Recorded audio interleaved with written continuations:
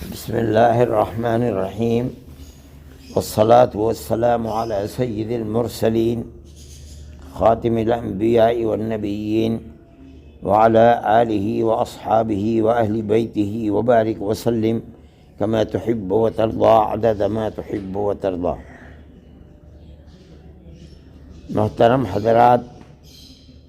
تحفظ اسلام کے سلسلے میں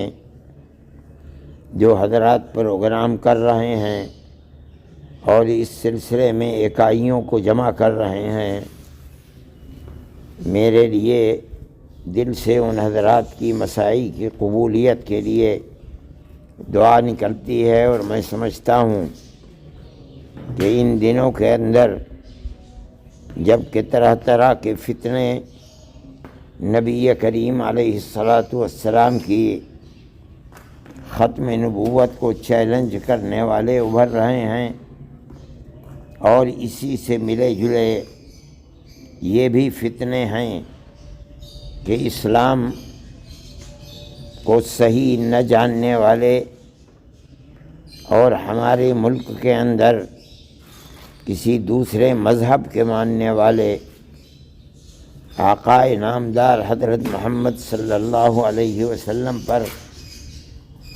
کیچڑ اچھال رہے ہیں۔ حضرت عائشہ صدیقہ رضی اللہ تعالی عنہا کی عفت و پاک دامنی پر کیچڑ اچھال رہے ہیں۔ رسول اللہ صلی اللہ علیہ وسلم کے سلسلے میں برملا غلط باتیں کہہ رہے ہیں۔ یہ سب وہ فتنے ہیں جو اس وقت اسلام کے خلاف ابھر رہے ہیں۔ اس طرح کی چیزیں جو اسلام اور ہمارے بزرگوں کے پاک و صاف دامن پر اس وقت کیچڑ اچھال رہے ہیں، یہ در حقیقت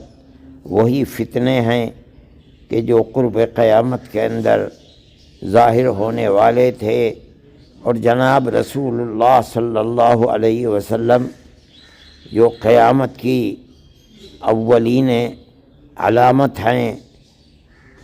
ان کے بعد سے ظاہر ہونے شروع ہوئے ہیں۔ آقائے نامدار حضرت محمد صلی اللہ علیہ وسلم کی ارشادات کو اگر آپ اپنی نظر میں لکھیں گے، دیکھیں گے، تو جو قرب قیامت میں اسلام کے بنیادی عقائد کے خلاف چیزیں آنے والی ہیں، ان سب کو محدثین نے جمع کیا ہے، اور ان کا ایک خاص نام رکھا ہے جو تمام کتب حدیث کے اندر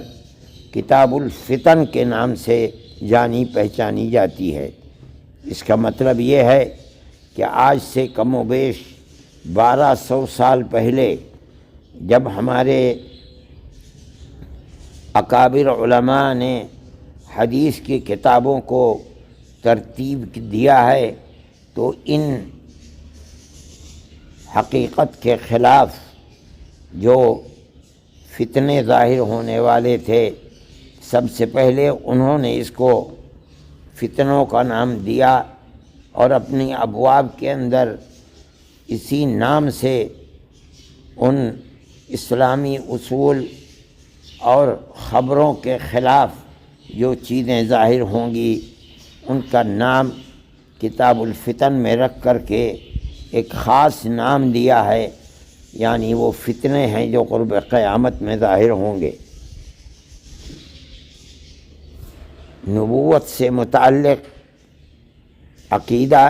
اتنا اہم اور نازک عقیدہ ہے کہ اگر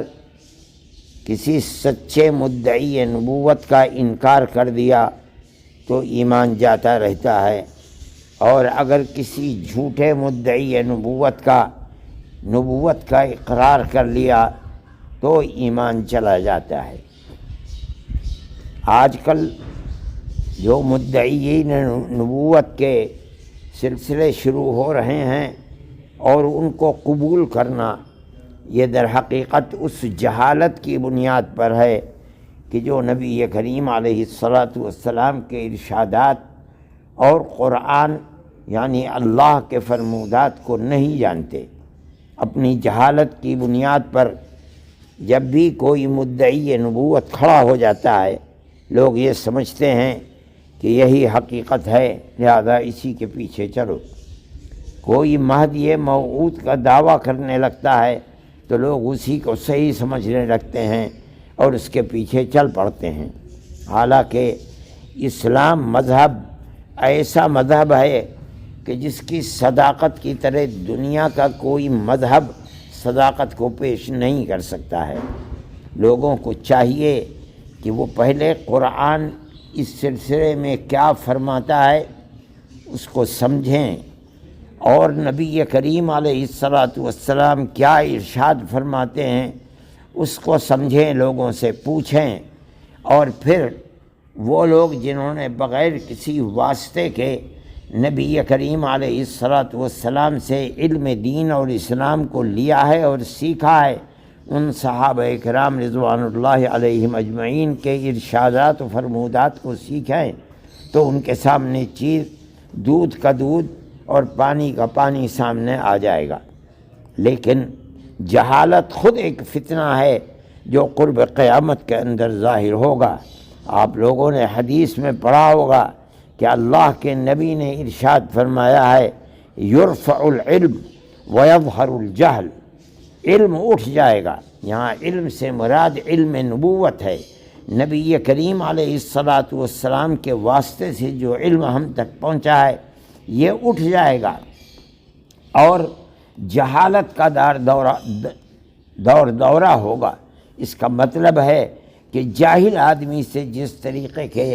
اعمال، افعال اور اقوال ظاہر ہوتے ہیں، چونکہ علم نبوت کی روشنی اٹھ گئی ہے اس لیے جہالت کا اندھیرا خود بخود سامنے آ جائے گا۔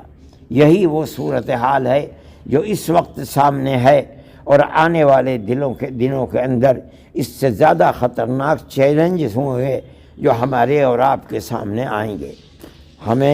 ہمارا یہ یقین ہے، ایمان ہے کہ قیامت آئے گی، اور قیامت سے پہلے جن چیزوں کی نشاندہی ہمارے آقا حضرت محمد صلی اللہ علیہ وسلم نے فرمائی ہے وہ چیزیں سامنے آئیں گی، لیکن ہمارا کام یہ ہے کہ ہم